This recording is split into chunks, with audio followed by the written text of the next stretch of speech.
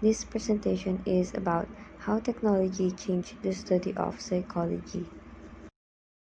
Technology to psychology. So, technology has thoroughly changed the field of psychology. It has introduced new ways to provide treatment. It has made learning easier. It has also affected the dissemination of knowledge and how research is conducted. It has even created new issues that need further exploration. Let's examine how technology has contributed to the study of psychology. So, the first one will be the treatment.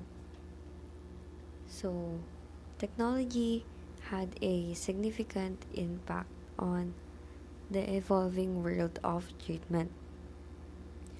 The traditional face to face therapy session is often time consuming and inconvenient.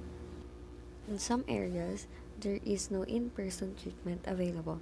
Technology offers alternatives that put a premium on client convenience. Digital technology in the form of websites, apps, and teleconferencing are the future of psychotherapy. Teletherapy can be done through video and text messaging as well as on the telephone. Video conferencing is quite similar to face treatment except it is only done online. Sessions that rely on phone calls and texting seem to offer a different experience. Body language and tone are often lost when you are not able to see or hear a therapist. However, the ease of receiving services, especially in underserved communities, may outweigh the disadvantages. Although much more research is needed, some studies have conducted that teletherapy is just as effective as traditional therapy. So, teletherapy is an ideal option for people who find it difficult to access therapy in person. It is also an excellent option for slowing the spread of illness. For example, during this time of pandemic, COVID-19 pandemic, or in the flu and cold season. Websites and apps. There is an explosion of internet related psychotherapeutic treatment. Much of this is accessed through websites and apps. The majority of internet based therapy uses cognitive behavioral principles. As a whole, internet based cognitive behavioral therapy has exhibited positive results for a variety of psychological disorders, including depression, anxiety, and post traumatic stress disorder or PTSD. Mental health apps are unregulated, however, so consumers need to proceed with caution when seeking help. Alternative treatment. So, under alternative treatments, we have two, which is the virtual reality and the artificial intelligence. So, in virtual reality has been found to reduce symptoms when used as a treatment for anxiety disorder, PTSD, and substance abuse. It has been primarily used in treatment related to implementation of exposure for anxiety issues. By using virtual reality, a therapist can mimic anxiety provoking surroundings without having to go to that specific environment.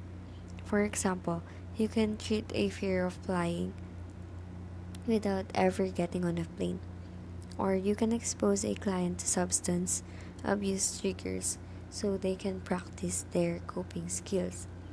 The implications are immense, especially in reducing cost and increasing feasibility.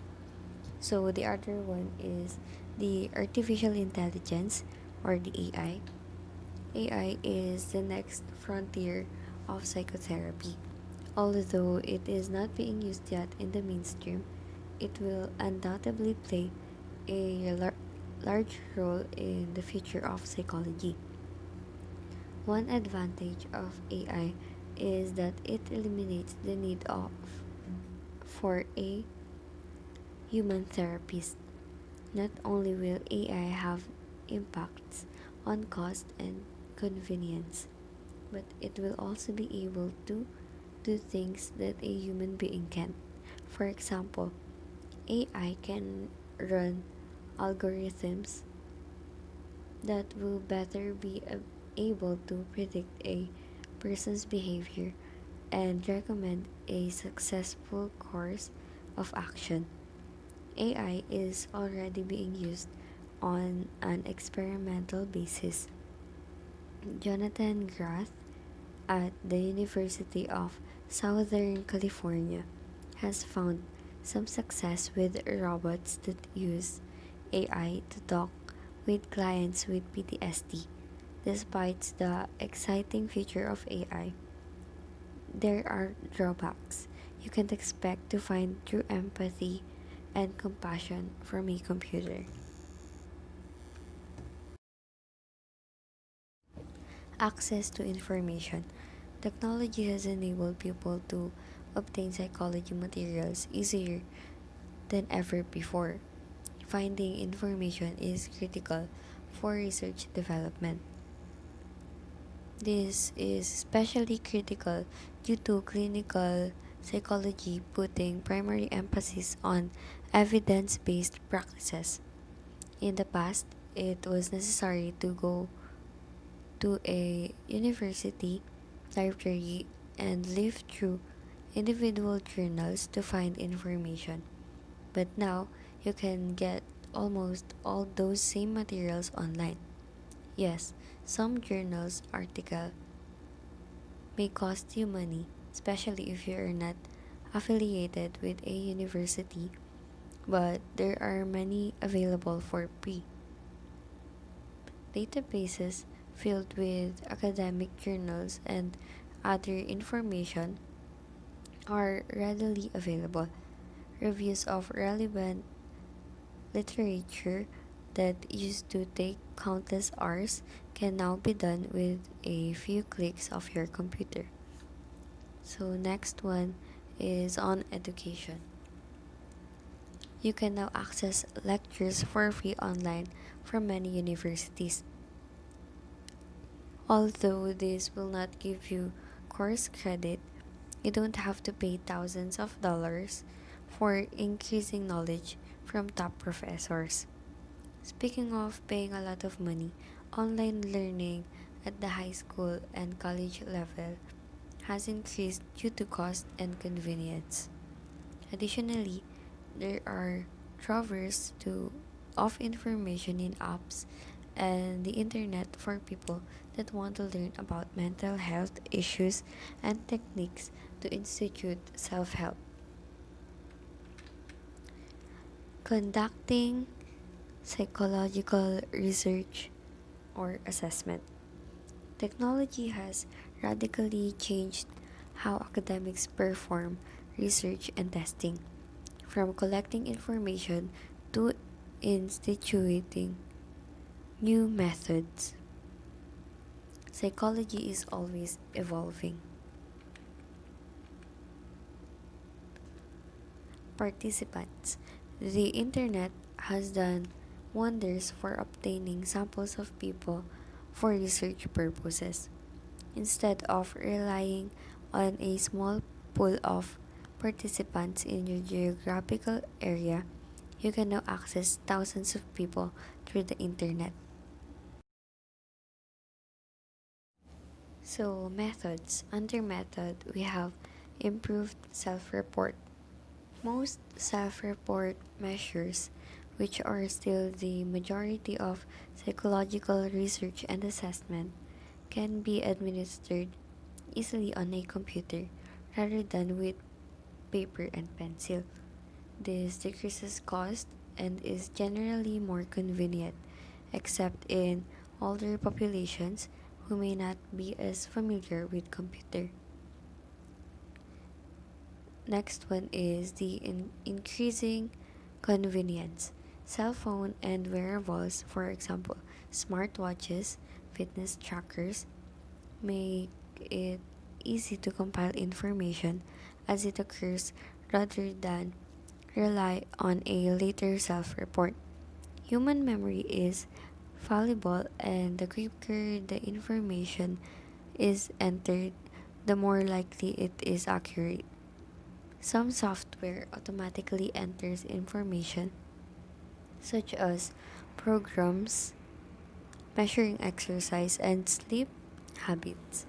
Other information still needs to be entered manually, but can be done much more quickly and conveniently on a phone you carry with you all the times. Technology also allows researchers to perform measurements in natural settings rather than be confined to the lab. Next will be new instruments. Technology has introduced new ways to gather information, some of which are vast improvements over older methods. For instance, virtual reality tech allows researchers to gather data without actually having to go to a specific environment. Not only is this cheaper and more convenient, but it also eliminates certain ethical concerns and reliance on self report. Next one is the databases. Storage technology has allowed the development of huge databases of information. Many of these catalog human behavior that can be used in the study of psychology. For example, databases possess information on everything from crime statistics to sleep deprivation. In addition, these databases collect information from a large and diverse population, making them ideal for satisfying validity concerns. These present psychologists with huge stores of information in which to explore. So, the last one will be improving validity and reliability.